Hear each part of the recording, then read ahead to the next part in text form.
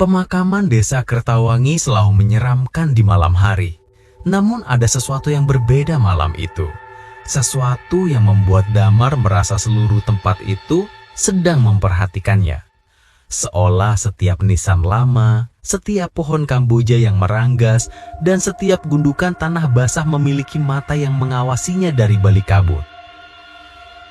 Kabut rendah bergantung di atas tanah, merayap perlahan seperti makhluk hidup yang mencari tubuh hangat untuk ditelan. Bau tanah basah bercampur dengan harum bunga kamboja yang mulai membusuk, menciptakan aroma aneh yang menusuk hidung, harum tapi busuk pada waktu yang sama. Seperti kematian yang mencoba menyamar menjadi sesuatu yang suci. Damar menarik napas panjang untuk menenangkan diri, tapi justru merasa dadanya semakin sesak. Ia menatap langit yang gelap pekat. Bulan tertutup awan tebal, tanpa memberi cahaya sedikit pun. Cepat saja, gumamnya. Hanya 5 menit lewat sini. Ia baru pulang lembur dari pabrik dan memilih jalan pintas melewati pemakaman, meski tahu jalan itu tidak pernah memberi rasa aman, bahkan di siang hari sekalipun. Tapi malam itu, ia tak punya pilihan. Ia harus sampai rumah sebelum hujan turun, dan jalur ini memang jauh lebih cepat. Namun ketika ia berjalan melewati sebuah area yang lebih gelap dari bagian lain, langkahnya terhenti mendadak. Di depannya menganga sebuah lubang kubur terbaru, belum selesai digali. Dinding lubang masih basah dan licin, menandakan penggali kubur kemungkinan berhenti bekerja hanya beberapa jam sebelumnya. Di sampingnya tergeletak sekop tua, tertancap setengah ke dalam tanah, seperti seseorang meletakkannya terburu-buru. Damar menelan ludah. Ia bukan penakut, tapi ada sesuatu dari lubang itu yang membuat tengkuknya meremang. Kedalamannya gelap pekat, seakan bukan sekedar lubang, melainkan mulut yang menunggu sesuatu jatuh ke dalamnya.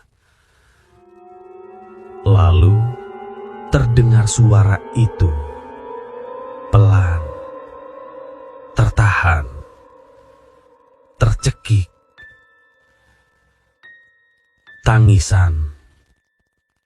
Damar membeku. Bulunya berdiri serentak. Ia memutar tubuh, memandang sekeliling. Tak ada siapa-siapa. Pemakaman itu kosong, sunyi. Hanya angin samar yang bergerak di antara pepohonan.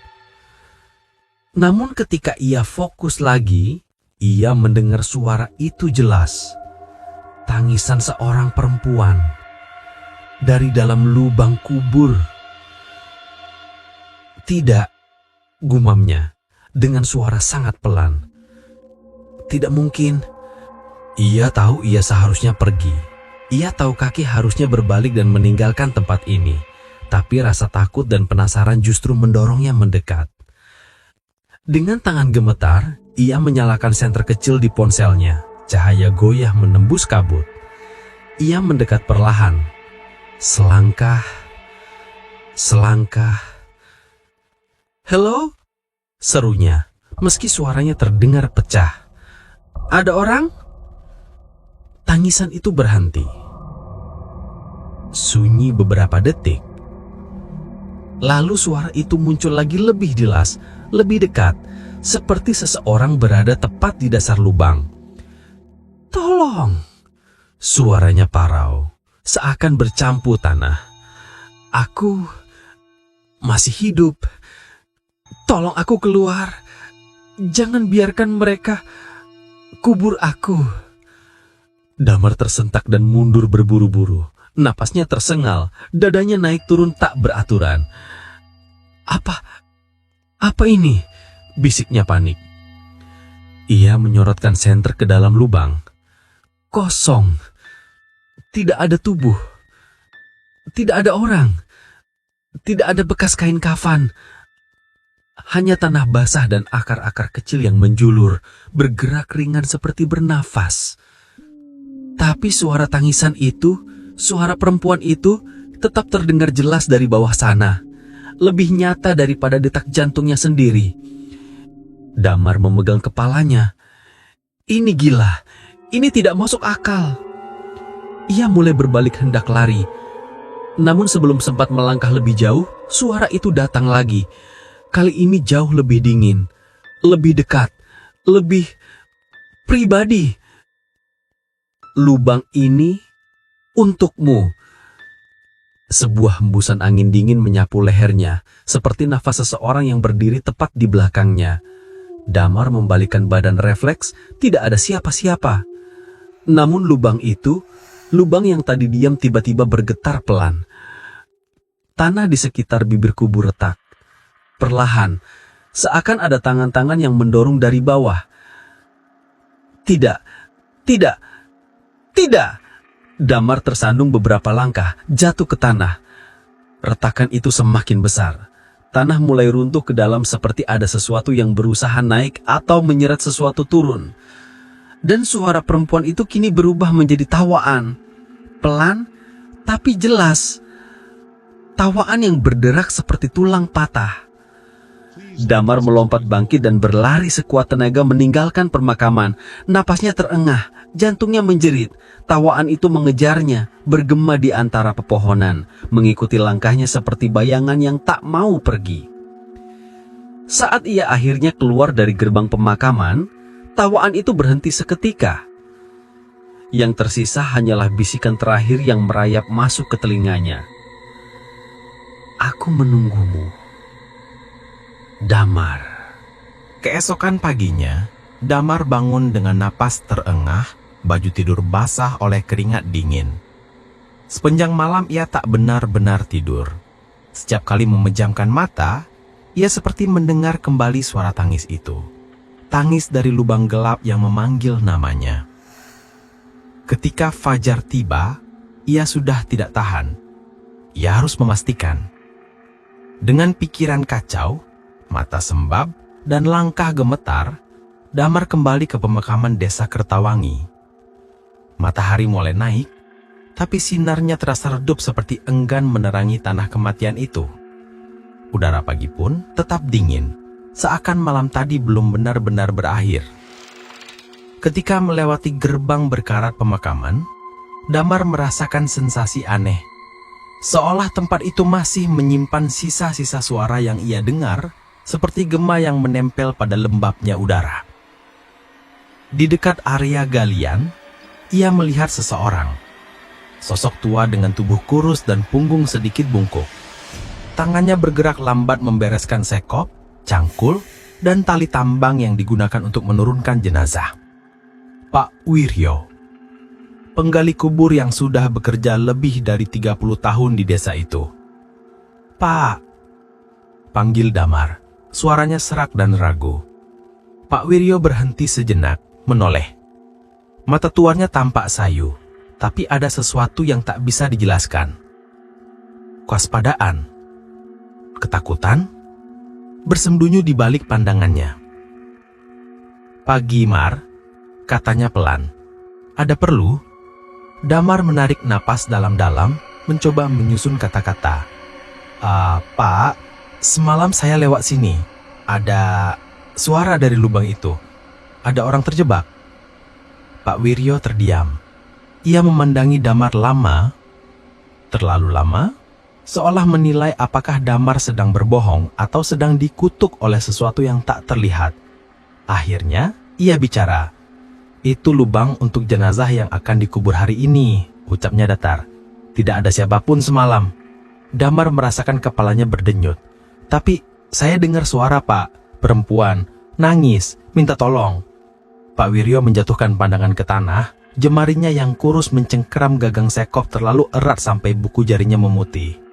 "Damar," suaranya sangat rendah, nyaris seperti bisikan. "Kalau kau dengar suara, jangan disauti." Damar membeku. Ada ketakutan nyata dalam suara Pak Wiryo. Bukan ketakutan pada manusia, melainkan pada sesuatu yang lebih tua, lebih gelap, lebih sulit dijelaskan. Pak Wiryo menambahkan dengan suara lebih pelan. "Ini bukan pertama kali ada lubang yang memanggil seseorang." Angin pagi yang tadinya lembut, tiba-tiba terasa menusuk dingin di tengkuk Damar. Ia merasakan bulu kuduknya berdiri. "Lubang yang memanggil?" ulang Damar pelan. "Kenapa? Memanggil siapa?" Pak Wiryo gegeleng. Kuburan yang menunda kematian seseorang akan menagih. Kadang ia memilih sendiri siapa yang harus menggantikan. Damar menelan ludah dengan susah payah. Apa maksud Pak Wira? Kuburan itu meminta orang lain. Pak Wiryo tidak menjawab, tapi sorot matanya cukup menjadi jawaban. Damar mengalihkan pandangan ke lubang kubur itu. Tanahnya masih basah. Ada bekas retakan kecil di pinggirnya, bekas yang ia tahu tidak ada semalam, namun sangat mirip dengan gerakan seperti sesuatu mendorong dari bawah. Ia merasa mual. Siapa yang akan dikubur hari ini, Pak? Tanya Damar akhirnya, meskipun separuh dirinya tidak ingin tahu. Pak Wiryo menghela napas panjang, seperti menyiapkan diri menerima beban baru. Seorang perempuan muda, katanya, meninggal kecelakaan. Keluarganya baru tiba subuh tadi. Ia mengeluarkan ponsel tuannya dan menunjukkan sebuah foto. Damar menatap foto itu, dan darahnya seakan berhenti mengalir. Wajah pucat, bibir membiru, lebam di pelipis, mata terpejam. Tapi ia tak mungkin salah mengenali. Itu Rani, teman masa kecilnya, teman bermain, teman sekolah, teman yang dulu begitu dekat sebelum merantau dan tak pernah kembali ke desa. Rani. Tubuh Damar mulai bergemetar tanpa bisa dikendalikan. Pak Wiryo mengamati wajahnya. Kau kenal? Suara Damar pecah. Dia teman saya waktu kecil. Dan hal itu membuat sesuatu di malam sebelumnya semakin mengerikan. Suara perempuan yang menangis dari lubang itu. Suara yang memanggil namanya. Suara yang memohon untuk tidak dikubur. Mirip sekali dengan suara Rani. Tenggorokan Damar mengering. Kakinya gemetar. Pandangannya berkunang-kunang. Dalam hati kecilnya sebuah ketakutan tumbuh. Mengakar. Menggali dalam. Apa yang ia dengar semalam bukan sekedar suara. Dan lebih buruk lagi, jika suara itu memang Rani, lalu siapa yang sedang bersiap dikubur hari ini? Pemakaman desa Kertawangi ramai siang itu. Lebih ramai dari biasanya. Orang-orang duduk berkelompok dengan wajah muram. Sebagian memegang tisu, sebagian memegang bunga kambuja putih yang masih segar. Desas-desus tentang kecelakaan tragis seorang perempuan muda menyebar cepat. Desas-desus tentang tubuh yang ditemukan dalam keadaan mengenaskan. Damar berdiri jauh dari kerumunan. Tubuhnya terasa dingin meski matahari siang cukup terik. Sejak melihat foto Rani tadi pagi, pikirannya tidak berhenti berputar. Apakah benar itu Rani? Kenapa suara semalam mirip suaranya? Apakah ada orang lain yang terjebak? Atau apakah yang dikubur hari ini bukan Rani yang sebenarnya? Pertanyaan itu menggerogoti kepalanya. Ketika derap langkah mendekat, Damar mengangkat kepala. Di kejauhan, iring-iringan keluarga datang membawa peti jenazah. Tangis lirih terdengar, terutama dari seorang wanita paruh baya yang tampak sangat hancur, Ibunda Rani. Damar mencengkeram dadanya. Ada rasa sesak yang sulit dijelaskan. Melihat Ibu Rani menangis seperti itu membuat hatinya pedih. Namun, bersamaan dengan itu, rasa takutnya bertambah berkali lipat.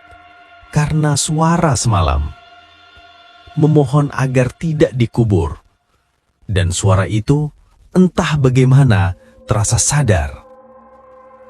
Peti itu diletakkan pelan-pelan di dekat lubang kubur yang semalam mengeluarkan suara misterius itu.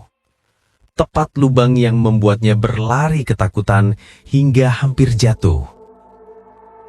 Kini, di siang hari, lubang itu tampak biasa saja. Dingin, tenang, tidak ada retakan, tidak ada getaran, tidak ada tanda-tanda menyeramkan. Tapi bagi Damar, Lubang itu terasa seperti mata besar yang sedang memperhatikannya, menunggu gerakannya. "Dimulai," kata Pak Wiryo pelan, memecah lamunan Damar. Suaranya terdengar berbeda, lebih berat, seolah ia sendiri tidak ingin berada di sana. Ketika doa mulai dibacakan, Damar memejamkan mata. Ia menunduk, mencoba ikut tenang. Namun saat kepala menunduk, ia mendengar sesuatu. Samar, sangat pelan. Namun, ia mengenal suara itu. "Dam!" Damar membuka mata cepat-cepat. Ia menatap sekeliling. Tidak ada yang aneh. Orang-orang sedang khusyuk dalam doa. Namun suara itu terdengar lagi. "Dam, aku di sini." Damar merasakan tenggorokannya tercekat. Ia mundur selangkah. Jantungnya berdegup keras seperti hendak meledak. Saat jenazah akan diturunkan, suara itu menjadi lebih jelas, lebih putus asa. "Aku masih hidup, Dam. Tolong." Damar menutup telinganya spontan. "Tidak, tidak." Tapi suara itu menembus ke dalam kepalanya, seolah-olah bukan didengar lewat telinga, melainkan langsung masuk melalui tulang-tulangnya. "Aku bukan orang yang mereka bawa di peti itu. Dam, lihat aku." Damar ternganga, tubuhnya bergetar. Ia tahu ia tidak bisa diam. Jika itu benar Rani, jika benar ia terjebak entah di mana. "Berhenti!" teriak Damar tiba-tiba. Semua orang kaget. Doa terputus.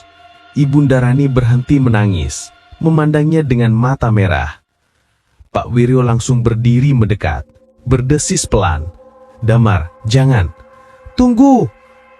Damar menunjuk ke peti jenazah. "Ada yang salah. Ada yang masih hidup." Kerumunan mulai riuh.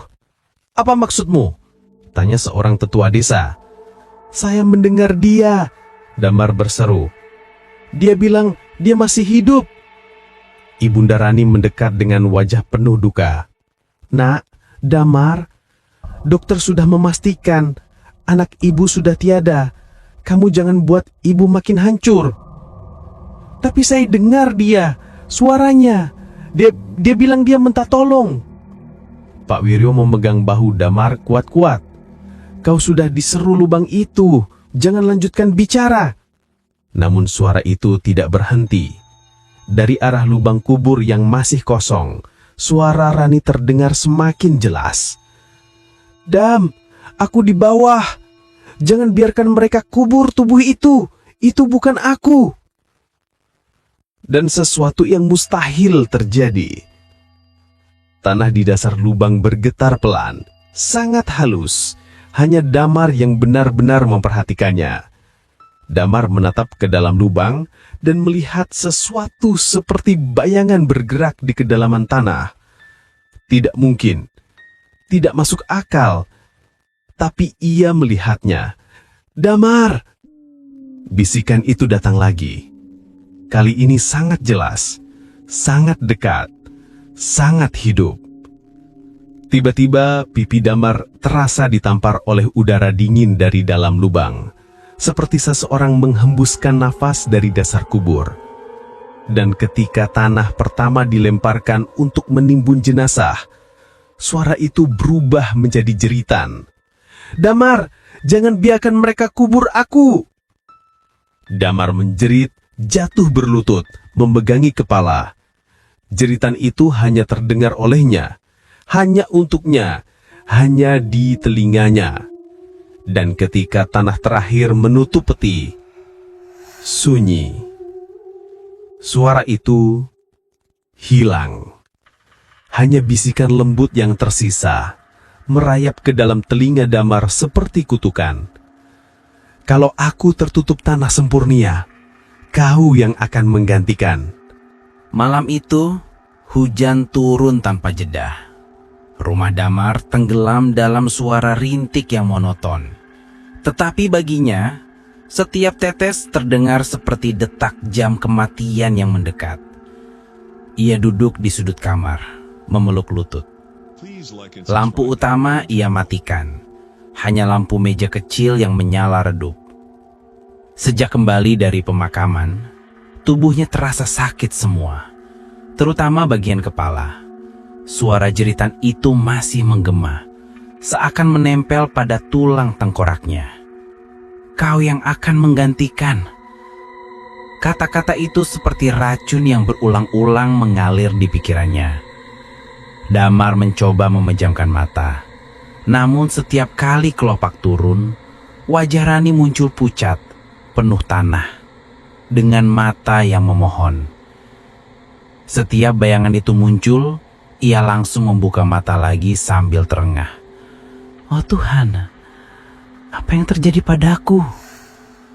Ia bangkit, menuju jendela. Angin dingin menerpa ketika ia membuka sedikit celah. Dari luar, jalanan tampak sepi.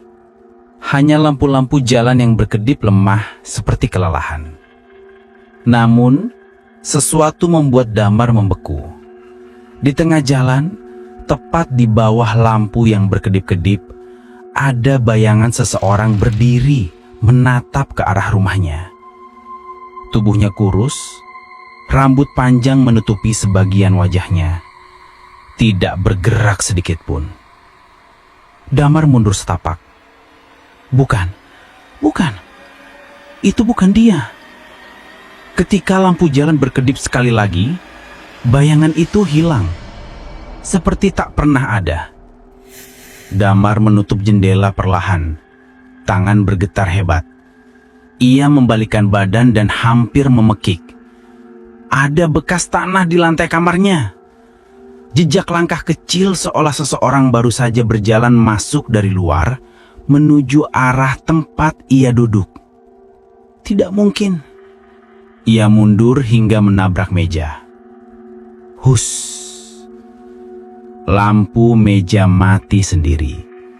Ruangan menjadi gelap gulita. Nafas Damar memburu. Ia meraba-raba sisi meja mencari saklar. Saat jari menyentuh tombol, lampu menyala dan jejak tanah itu sudah tidak ada. Hanya lantai bersih. Damar menggigit bibir.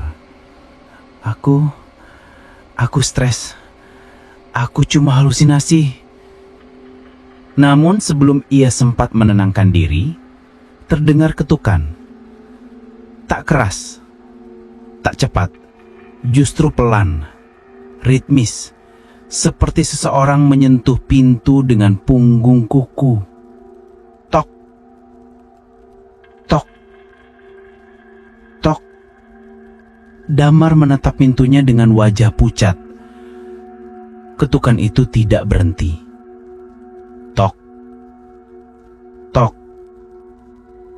tok, tok. Seperti orang yang sangat sabar menunggu. Damar mengambil nafas dalam. Mencoba memberanikan diri. Siapa di luar? Hening. Ketukan berhenti. Tetapi nafas Damar justru makin berat. Ia mendekat. Setiap langkah terasa seperti melangkah menuju jurang. Saat ia sudah sangat dekat, seakan-akan seseorang di balik pintu merasakan kehadirannya. Tiba-tiba, tok, tok, tok. Keras. Kasarnya seperti seseorang menghantam pintu dengan kedua tangan. Hentakan itu membuat seluruh rumah bergetar. Damar terpental mundur jatuh ke lantai. Siapa di luar? Hentikan. Tok. Tok. Tok. Ketukan itu kembali pelan.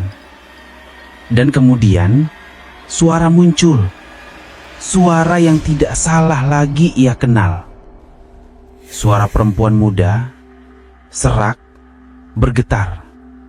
Seperti seseorang bicara sambil menahan isak. Dam, buka pintunya. Damar membeku. Tidak. Tidak mungkin. Suara itu... Dam, tolong aku. Dingin. Gelap. Suara itu terdengar sangat dekat. Hanya selembar kayu yang memisahkan mereka. Aku takut, Dam. Aku masih di bawah tanah.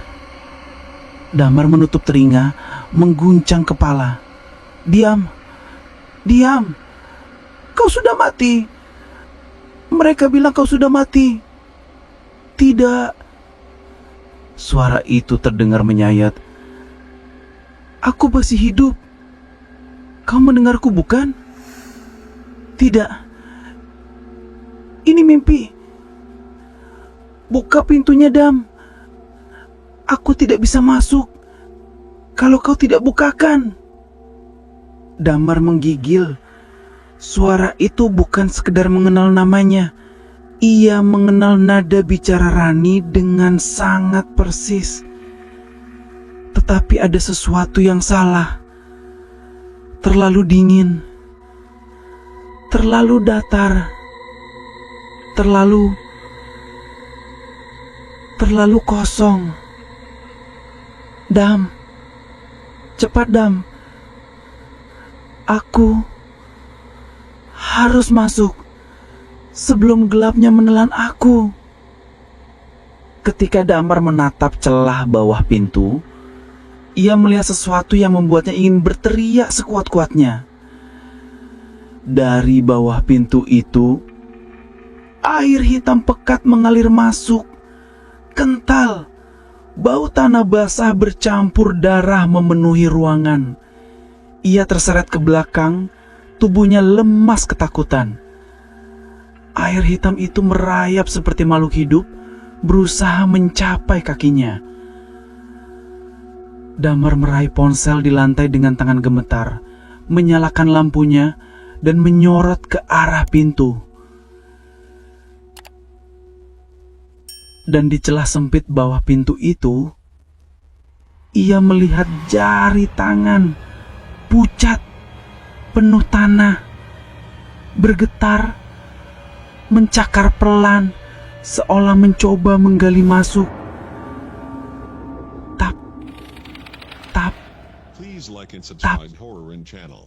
Ujung kuku itu mengetuk lantai, mengikuti irama nafasnya. Dam, suara itu kini sangat dekat. Aku sudah menemukan jalan pulang. Lampu kamar berkedip, pintu bergemeletuk. Jari itu bergerak lebih jauh masuk, dan Damar hanya bisa melotot, membeku, karena ponsel yang ia pegang bergetar tiba-tiba. Layar menyala, menampilkan satu pesan baru. Dari Rani. Waktu 11.51 malam. Isi pesan hanya 2 kata. Aku di sini. Malam itu, hujan turun tanpa jeda. Rumah Damar tenggelam dalam suara rintik yang monoton. Tetapi baginya, setiap tetes terdengar seperti detak jam kematian yang mendekat. Ia duduk di sudut kamar, memeluk lutut. Lampu utama ia matikan. Hanya lampu meja kecil yang menyala redup. Sejak kembali dari pemakaman, tubuhnya terasa sakit semua, terutama bagian kepala. Suara jeritan itu masih menggema, seakan menempel pada tulang tengkoraknya. Kau yang akan menggantikan. Kata-kata itu seperti racun yang berulang-ulang mengalir di pikirannya. Damar mencoba memejamkan mata. Namun setiap kali kelopak turun, wajah Rani muncul pucat, penuh tanah, dengan mata yang memohon. Setiap bayangan itu muncul, ia langsung membuka mata lagi sambil terengah. Oh Tuhan, apa yang terjadi padaku? Ia bangkit, menuju jendela. Angin dingin menerpa ketika ia membuka sedikit celah. Dari luar, jalanan tampak sepi. Hanya lampu-lampu jalan yang berkedip lemah seperti kelelahan. Namun, sesuatu membuat Damar membeku. Di tengah jalan, tepat di bawah lampu yang berkedip-kedip, ada bayangan seseorang berdiri menatap ke arah rumahnya. Tubuhnya kurus, rambut panjang menutupi sebagian wajahnya. Tidak bergerak sedikit pun. Damar mundur setapak. Bukan. Itu bukan dia. Ketika lampu jalan berkedip sekali lagi, bayangan itu hilang. Seperti tak pernah ada. Damar menutup jendela perlahan. Tangan bergetar hebat. Ia membalikkan badan dan hampir memekik. Ada bekas tanah di lantai kamarnya. Jejak langkah kecil seolah seseorang baru saja berjalan masuk dari luar menuju arah tempat ia duduk. Tidak mungkin. Ia mundur hingga menabrak meja. Hus. Lampu meja mati sendiri. Ruangan menjadi gelap gulita. Nafas Damar memburu. Ia meraba-raba sisi meja, mencari saklar. Saat jari menyentuh tombol, lampu menyala, dan jejak tanah itu sudah tidak ada. Hanya lantai bersih. Damar menggigit bibir. Aku stres. Aku cuma halusinasi. Namun sebelum ia sempat menenangkan diri, terdengar ketukan. Tak keras. Tak cepat, justru pelan, ritmis, seperti seseorang menyentuh pintu dengan punggung kuku. Tok, tok, tok. Damar menatap pintunya dengan wajah pucat. Ketukan itu tidak berhenti. Tok, tok, tok, tok. Seperti orang yang sangat sabar menunggu. Damar mengambil nafas dalam. Mencoba memberanikan diri. Siapa di luar? Hening. Ketukan berhenti. Tetapi nafas Damar justru makin berat. Ia mendekat. Setiap langkah terasa seperti melangkah menuju jurang. Saat ia sudah sangat dekat, seakan-akan seseorang di balik pintu merasakan kehadirannya. Tiba-tiba, tok, tok, tok. Keras. Kasarnya seperti seseorang menghantam pintu dengan kedua tangan. Hentakan itu membuat seluruh rumah bergetar. Damar terpental mundur jatuh ke lantai. Siapa di luar? Hentikan. Tok. Tok. Tok. Ketukan itu kembali pelan. Dan kemudian suara muncul. Suara yang tidak salah lagi ia kenal. Suara perempuan muda, serak, bergetar. Seperti seseorang bicara sambil menahan isak. Dam, buka pintunya. Damar membeku. Tidak mungkin. Suara itu. Dam, tolong aku. Dingin. Gelap. Suara itu terdengar sangat dekat. Hanya selembar kayu yang memisahkan mereka. Aku takut, Dam. Aku masih di bawah tanah. Damar menutup telinga, mengguncang kepala. Diam. Kau sudah mati. Mereka bilang kau sudah mati. Tidak. Suara itu terdengar menyayat. Aku masih hidup. Kau mendengarku bukan? Tidak. Ini mimpi. Buka pintunya, Dam. Aku tidak bisa masuk kalau kau tidak bukakan. Damar menggigil. Suara itu bukan sekedar mengenal namanya. Ia mengenal nada bicara Rani dengan sangat persis. Tetapi ada sesuatu yang salah. Terlalu dingin. Terlalu datar. Terlalu kosong. Dam. Cepat, Dam. Aku harus masuk sebelum gelapnya menelan aku. Ketika Damar menatap celah bawah pintu, ia melihat sesuatu yang membuatnya ingin berteriak sekuat-kuatnya. Dari bawah pintu itu, air hitam pekat mengalir masuk. Kental, bau tanah basah bercampur darah memenuhi ruangan. Ia terseret ke belakang, tubuhnya lemas ketakutan. Air hitam itu merayap seperti makhluk hidup, berusaha mencapai kakinya. Damar meraih ponsel di lantai dengan tangan gemetar, menyalakan lampunya, dan menyorot ke arah pintu.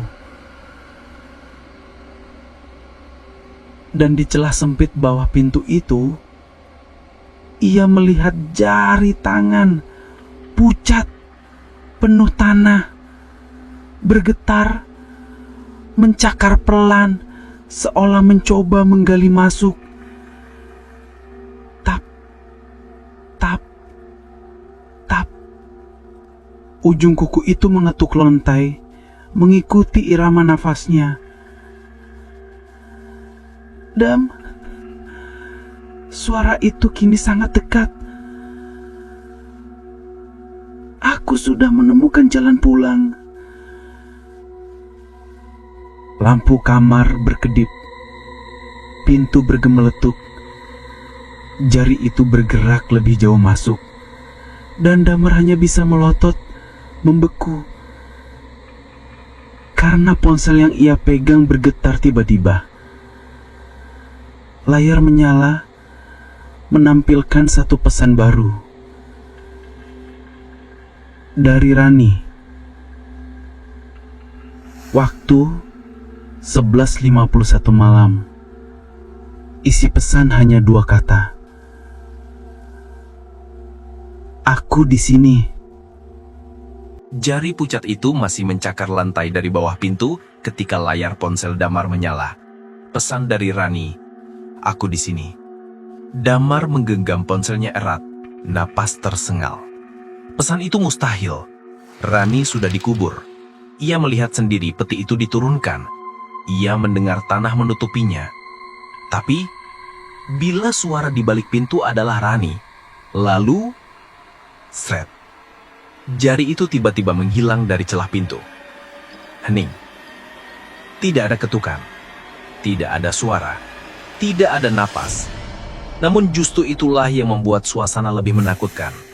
Keheningan total yang seakan menelan seluruh rumah. Damar berdiri perlahan, tubuh bergetar. Ia tahu hanya ada satu cara menghentikan semua ini.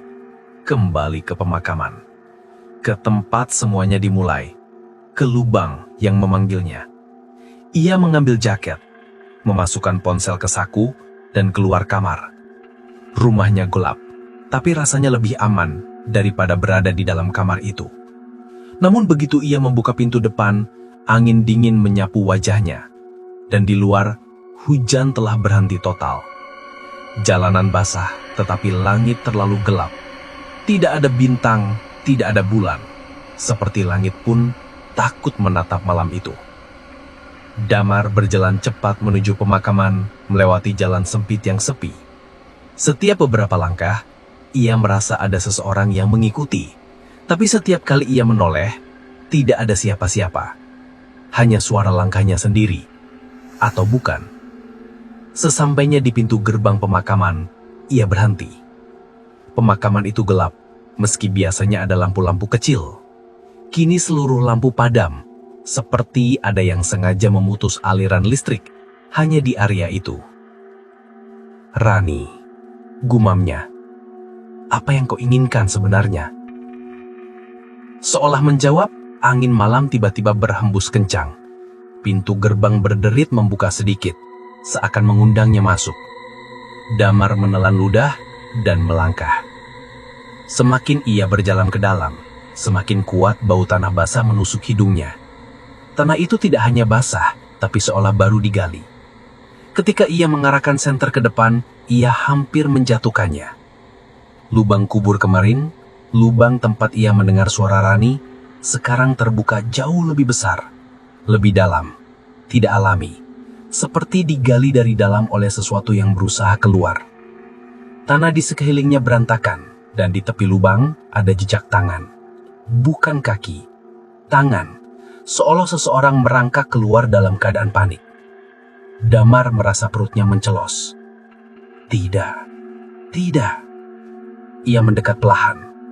Senter bergetar di tangannya. Ketika ia menyinari dasar lubang, ia melihat sesuatu yang membuat seluruh tubuhnya lumpuh.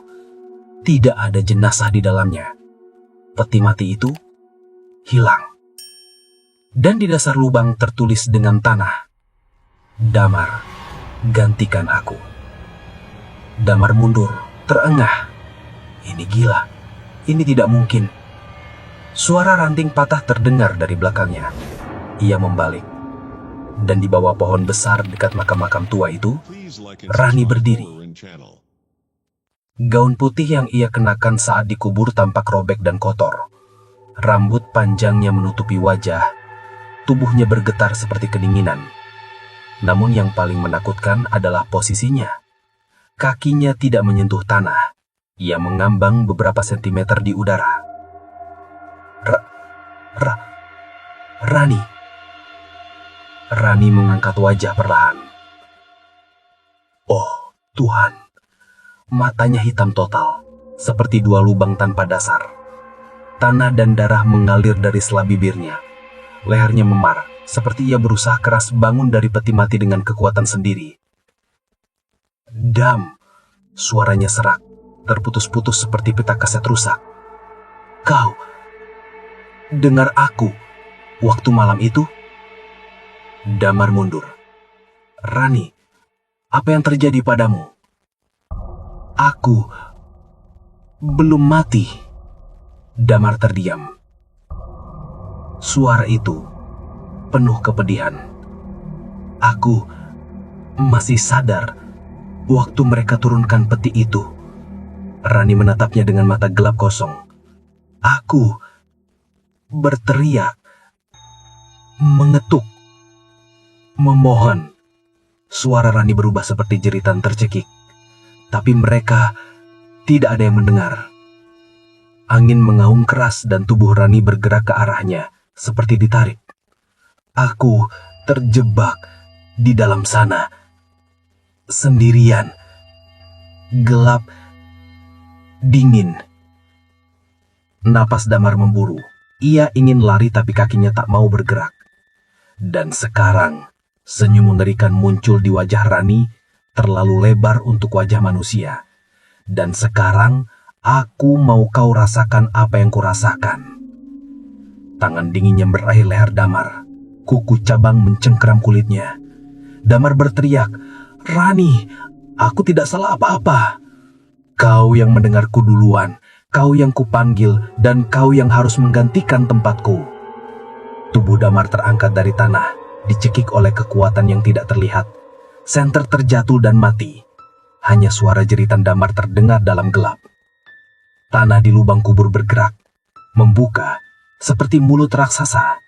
Damar diseret ke tepi lubang oleh tangan-tangan tak terlihat. Ia menggaruk tanah, meraih akar, berusaha bertahan. Rani, ampuni aku, tolong. Rani menatapnya dari tepi lubang, wajahnya meneteskan tanah hitam seperti air mata. Dam, ingat, suaranya kini lembut, hampir seperti dulu. Aku tidak ingin mati sendirian. Dan dengan satu hembusan angin yang membungkam seluruh suara, Damar jatuh ke dalam lubang. Tanah bergerak menutupinya, seperti jari-jari raksasa menimbunnya kembali. Rani berdiri di tepi, menatap lubang yang kini kembali rapi. Ia tersenyum tipis. Wajahnya yang tadi hancur kini semakin utuh, semakin hidup, semakin hangat.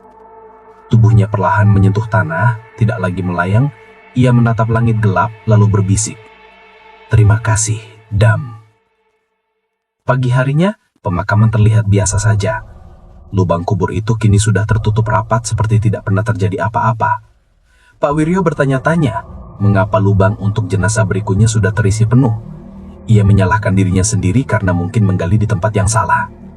Di atas tanah baru itu, tumbuh satu bunga kamboja putih yang sebelumnya tidak pernah ada di sana. Dan dari dalam tanah, jika seseorang mendengarkan dengan sangat-sangat pelan, kadang terdengar suara lirih, "Tolong, keluarkan aku